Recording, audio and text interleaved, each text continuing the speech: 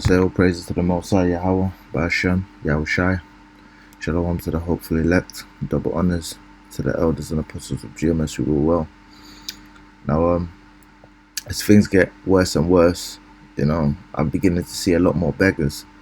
And I never really had a problem with beggars before, but the more I read the scriptures, the more I begin to see it as unrighteous to beg for money, because you gotta think, you work hard, you get up early in the morning, you do whatever you need to do, you earn your change, and then somebody just comes along and they beg. And I remember reading an article, man.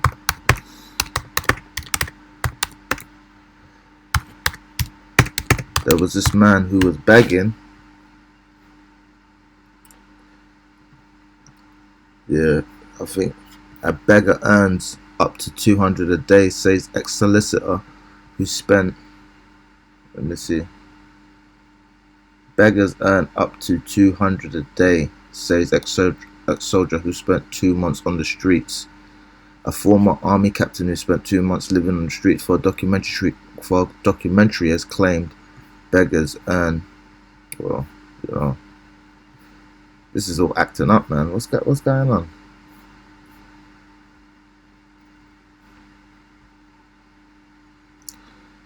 Has claimed beggars in London can earn up to 200 a day. Since leaving the military, Ed Stafford has made his living as a survival expert and became the first man to walk the length of the Amazon. But he faced one of his toughest challenges as he slept on the streets of the UK and to try and understand the homelessness crisis. However, he claimed the difficulties he faced were surprising and shocking on almost every level. He said begging seemed to be more lucrative than I have ever imagined. It was common in London for people to make 100 or 200 in an evening, which is more than the average person earns in work.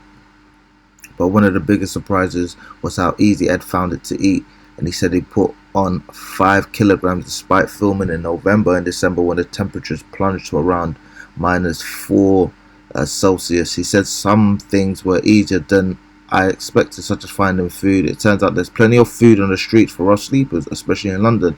Now you have all these food kitchens. You have in the UK you have job seekers, you have ESA, you have PIP, you have all these benefits that people can claim if they're experiencing hardship. And I'm sure it's the same in America. You can claim unemployment. I think I was shocked by the amount of food that was available in these food kitchens, etc. Now we all know, that's getting harder right now. I thought I was going to lose loads of weight and it was going to be harder to survive, to physically survive, but in fact there was an abundance of people wanting to help in all 3 cities I visited.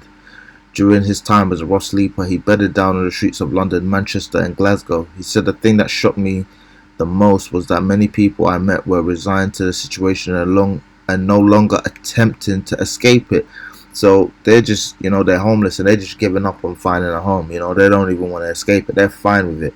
I'd assumed that no one would want to be on the streets if they had a choice. But actually, some of the community prefer life on the streets, living on one's wits, to one in temporary accommodation, navigating the benefit system, which can be very complex and difficult during this time. And we all know, you don't want to take the easy way out. You want to take the hard route.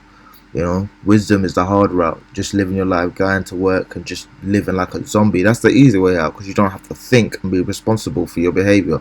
During this time in Manchester, he met a 26-year-old Jeff who claimed to have been evicted from his home after attempted suicide and spending months in hospital. The pair quickly became friends and Jeff told Ed, "I'm homeless, but I'm not a tramp. I'm not a junkie." And after half an hour of grafting, Jeff earns more than £30 and spends the money on potentially lethal,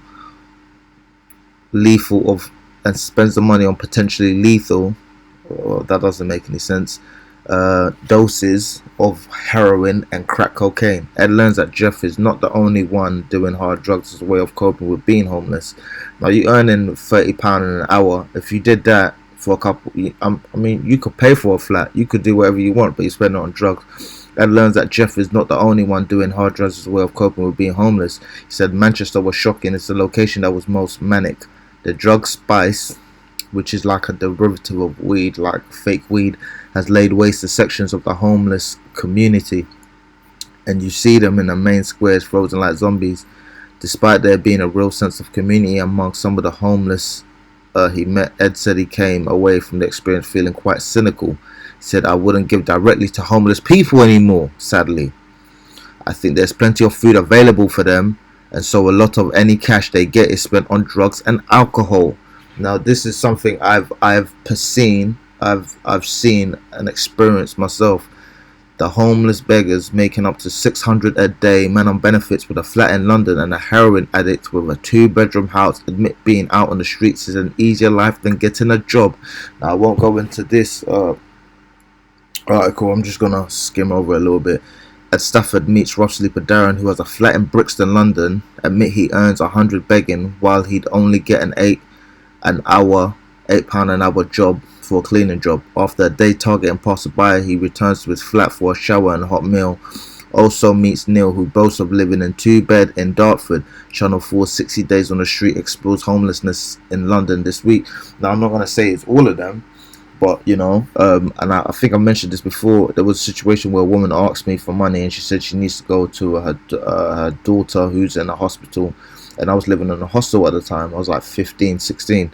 And when I went back to the hostel that night, I saw her in there. So obviously she probably put that towards her crack.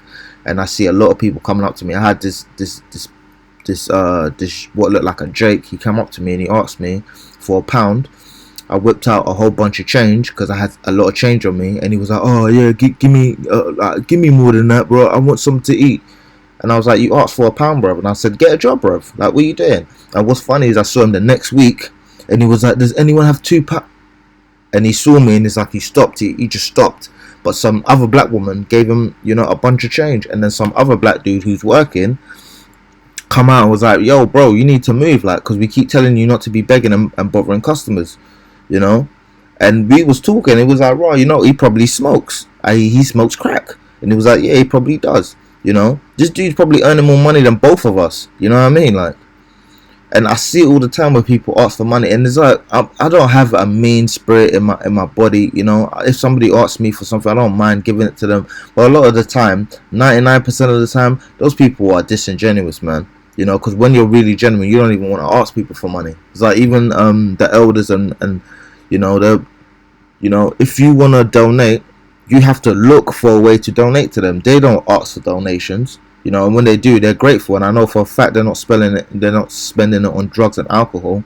Like, there's this dude who's down the road. He's a cool dude. He looks like a Jake. He might be a tear. I've heard him speak. He seems kind of lost. But I saw him in the store, and he was trying to hustle up some beer. And I know for a fact he gets money, because I've given him at least £6-7 since he's been there, and I've even given him food sometimes, and I've seen people giving him food. So these people manage to survive. But if you look into the scriptures here, Psalms 37:25, "I have been young and now I'm old, yet have I seen the righteous forsake, yet have I not seen the righteous forsaken, nor a seed begging bread."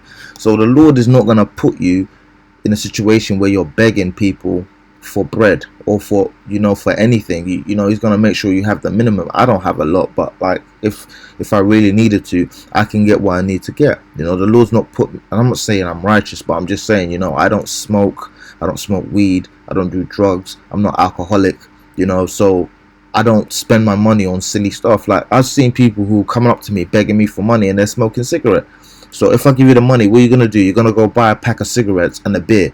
You see what I mean? And a lot of these times you see them, and it pulls on your heartstrings, and you feel sorry for these people. And it's like, as I've given loads of money to homeless people. It's not like I'm mean, but it's like you really have to think whether or not you're doing them a favor. Even like I was dealing with this chick, and she said, "I never give homeless people money. If I see them and they're asking me for something, I'll go and I'll buy them a meal."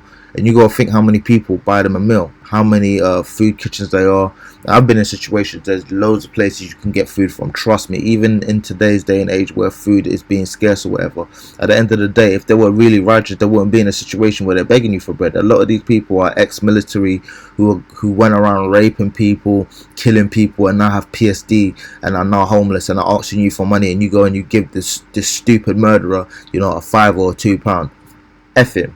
You know what I mean? Like, And I've seen it a lot where you give these people money and you can just tell they're not righteous. I had this dude coming up to me and he said, can you give me some money? I need help buying a coat.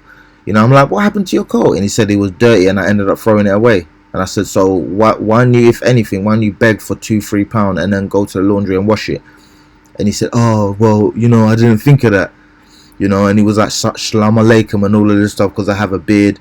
And I'm looking at the guy like, if you're like, don't, you're not saying Yahweh Ba'ashem, Yahweh Shai. I don't owe you none. We don't worship the same God. You know what I mean? Like I'm off that. It's not all the same God. You don't worship the same God. If you was righteous, you wouldn't be in that situation. You know what I mean? Are you illegally in this country? If you are, then you need to sort that out, bro. And you feel sorry for them and you give these people money or whatever, but you don't know what the hell they're spending it on. And they take from all these other people and they go and they do whatever. At the end of the day, they don't really, if you really watch their spirit and their continence, they don't have a righteous spirit. And I know because I've given them money and and I see them later on and they'll come up to me and they'll ask me again for more money. It's like they're shameless. There's this Jake, this light-skinned Jake, always, whenever he see me, always asking for money. And it's like I went in my pocket but I had no change. So he sees me as an easy talker. So the next time he saw me, he come up to me and he asked me for change. I was like, I ain't got none. Like this other Jake, he'll put up his hand to to spud me, fist bump me. I fist bump him. Guy's like, you got 20p? I gave him 50p or whatever. And the next time he sees me, he'll fist bump me. I went to fist bump him and he's like, you got 20p? Like, I kind of felt like insulted. I'm like, you just only wanted 20p, but you're pretending to be friendly. Like these a lot of these people, they have more money than you do, man. They just go around begging and scrounging. So you need to be careful. I'm not saying never give a person in that situation, money if they really truly need it, but you're gonna have to read their spirit and in that decision, in that instance, make a snap decision, because a lot of the time you feel like you're helping them and you're really not. If we go into Ecclesiasticus chapter 40, starting at 28, my son, lead not a beggar's life, for better is it to die than to beg. The life of him that dependeth on another man's table is not to be counted for a life. That's not a life, man. For he polluteth himself with other men's meat. But a wise man well nurtured will beware thereof. Begging is sweet in the mouth, they're shameless. So these people are shameless, man. But in his belly there shall burn a fire. So they're going around, they're begging all this money. They're freaking shameless, man. They don't have no shame. Because you as a man, you'd be shamefaced to go out on the street and beg. You'd rather struggle and find a job, go everywhere looking for a job than, to be in a situation like that. It's not like it's somewhere like India or something where there is no benefit system, whatever the case may be. And, I don't know what they've done in their life to be put in a situation like that, but you have to be very careful. You go into other countries and you give people money, that's completely different than you being in Babylon and giving people money, because Babylon's completely different system. You have benefits, you have food kitchens, you have homeless shelters, and people are saying it's easier to be on the street than to navigate the benefit system. So these people choose to be in the situation they're in, and they literally they live on the kindness and the weakness and the psychological weakness of other people, and you feel like you're doing them a favor, but you're really not. And I've seen it time and time again where you try to help someone and they're completely disingenuous with how they feel in receiving your help. So I'm not saying not to beg, but like you might not, like if you see somebody, I had somebody smoking a cigarette coming up to me asking me for money, man. I was like, move from me, man. Move that smoke away from my face, man.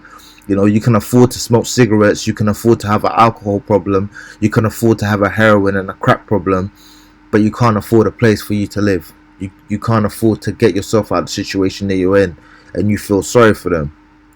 And you might feel bad because it's a Jake or something like that, but you don't know if it's a Jake. It could be a tear. Even that dude that dude that looks like an Edomite who's begging you, he might be a Jake. You don't know. You don't know what these people are really doing. But at the end of the day, the righteousness are never going to be in a situation where, the righteous are never going to be in a situation where they're begging people for stuff. They're going to get off their arse, and the Lord's going to make a way where they're out of that situation.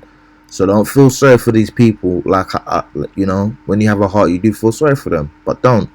All praises to the Most High. Yahweh Ba'ashem, Yahweh Shai.